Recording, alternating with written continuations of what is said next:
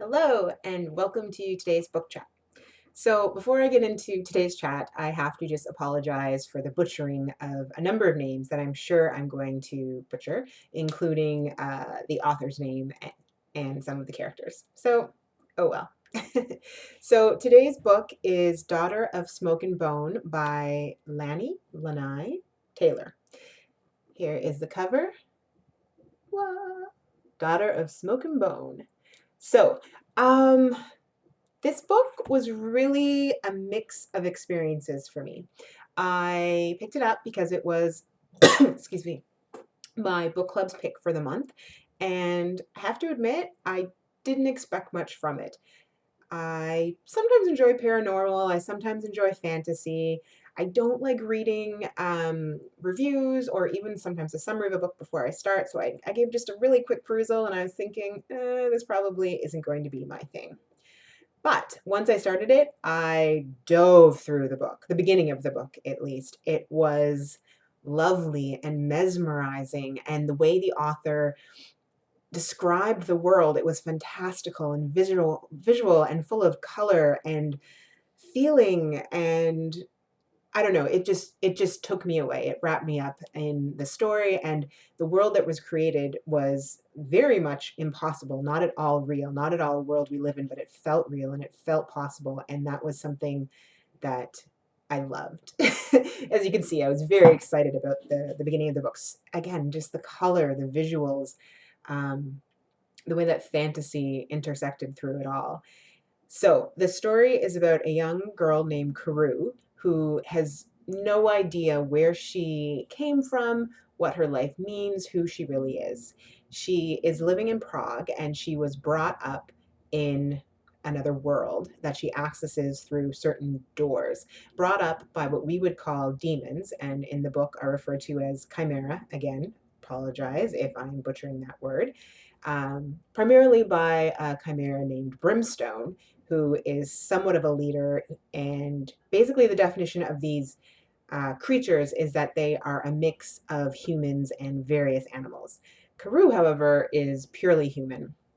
She also has many tattoos, two on her palms, which are called hamsas and are eyes, as well as various ones, and her hair grows a rich blue right out of her head.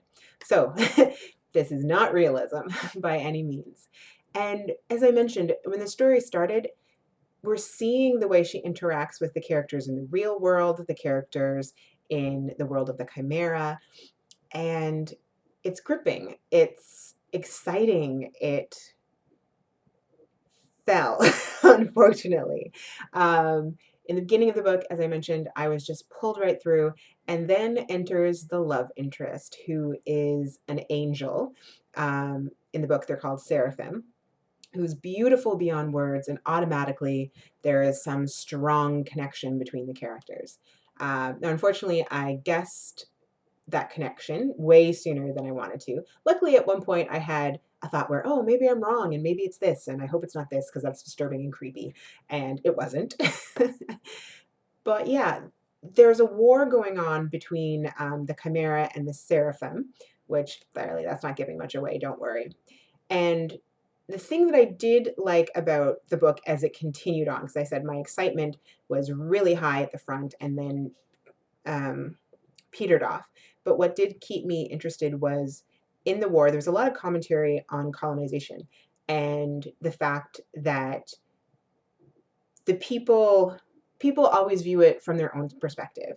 Um, the seraphim, who, you'd think they're angels, they're wonderful, they must be good and right. In the book, really, there's a lot of questioning about that and the fact that they were oppressing the chimera, and the chimera, any oppressed people group or creatures, should have a right to fight back, a right to live the life that they want to live, that they're entitled to live. And so that was really interesting. But what really fell for me in the book was the love story. And I'm not a huge fan of romances in general, and I didn't expect this book to be all about that. And the action kind of went, ooh, near the end when we were getting deeper into the love story. And in fact, in about the last 22 to 23% of the 25% of the book, And again, I hope this isn't giving away too much, but it's nothing of the plot. Just to suffice it to say, it was about more backstory than actually pushing the story ahead, which was very confusing because I've never ever seen an author do that before.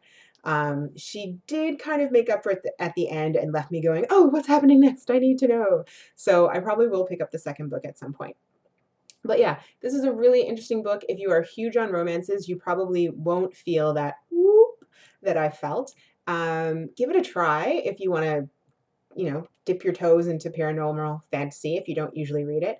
And either way, just the descriptions and the characters were kind of weak at some points, but there are also ways in which they enthralled me. Yeah, this is kind of a all over review, but this book was really interesting, and I said I was just blown away because I didn't expect to like it at all, and I ended up just rolling right through it. I read it in a day or two, and it's a decently long book. So, Daughter of Smoke and Bone. Whoa, the light is not working. Here we go. By Laini, Taylor, something like that.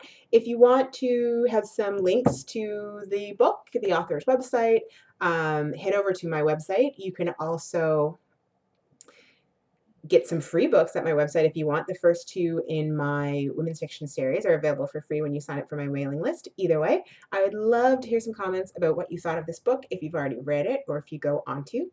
And thanks for tuning in.